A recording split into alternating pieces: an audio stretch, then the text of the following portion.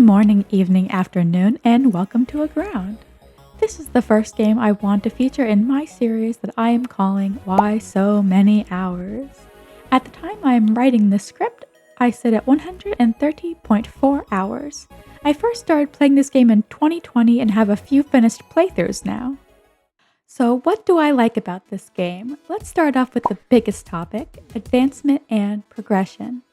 I love progression in video games. Starting off with a wooden boat and eventually ending up with a spaceship just scratches some sort of itch in my brain.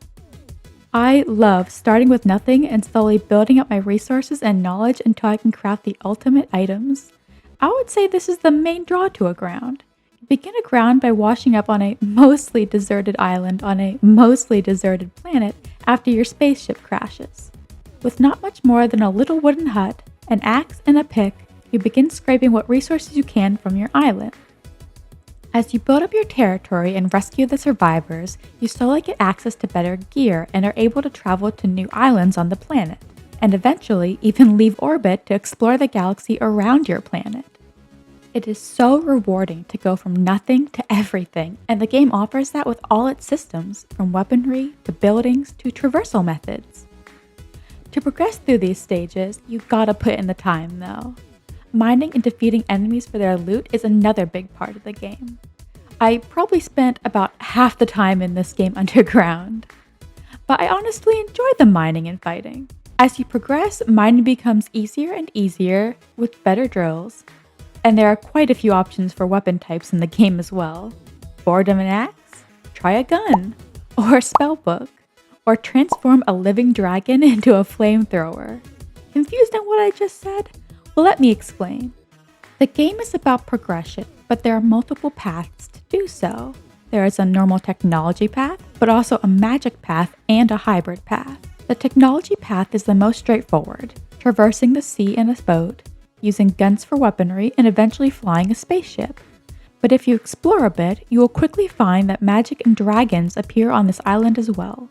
You can learn to craft spellbooks with many properties, raise and fly on a dragon, and even magically transform these dragons into weapons and armor with magical abilities.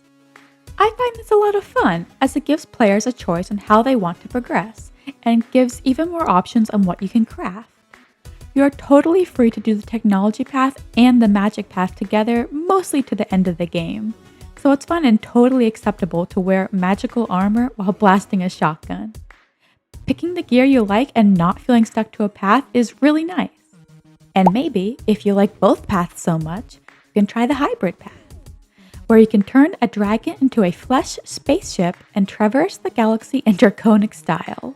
A little gruesome for the dragon, but I think it's an interesting way of approaching progression and giving the player a way to leave orbit but still use magic. So what do the gameplay mechanics look like?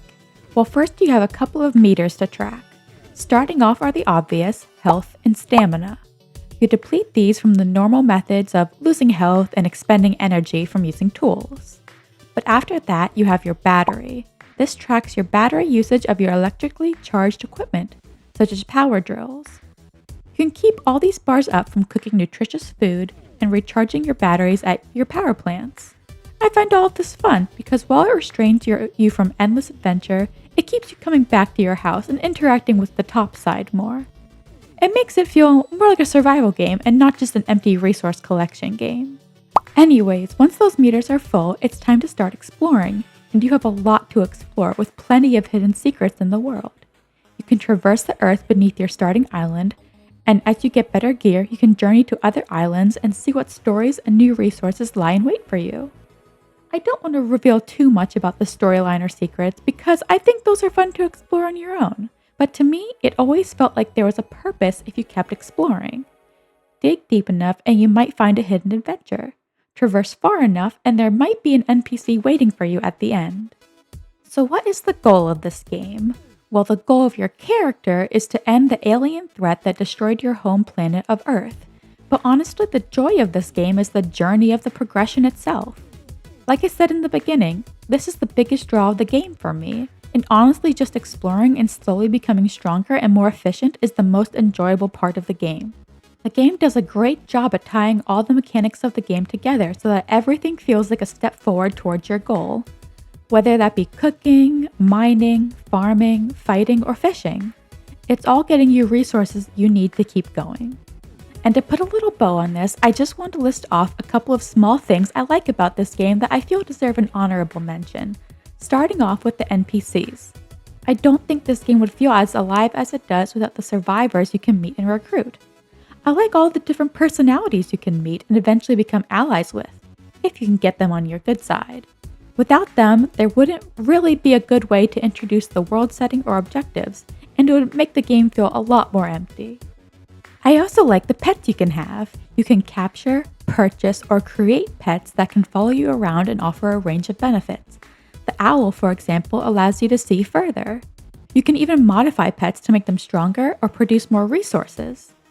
In researching for this video, I discovered a lot more pets that I didn't even realize you could catch or create in-game, such as an amethyst worm and a gold golem.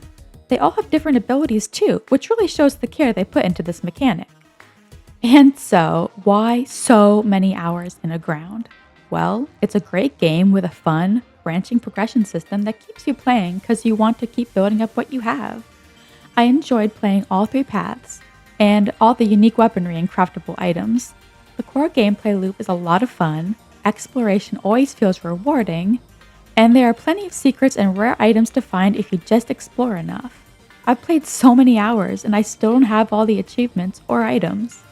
If you like, this game has a demo on Steam. I'll try to link it in the box below. Now, to be clear, this is just what I like about the game. Like every game, it has its flaws, but I just wanted to highlight why this game is so enjoyable to me, which it really is. I hope you enjoyed listening. Bye!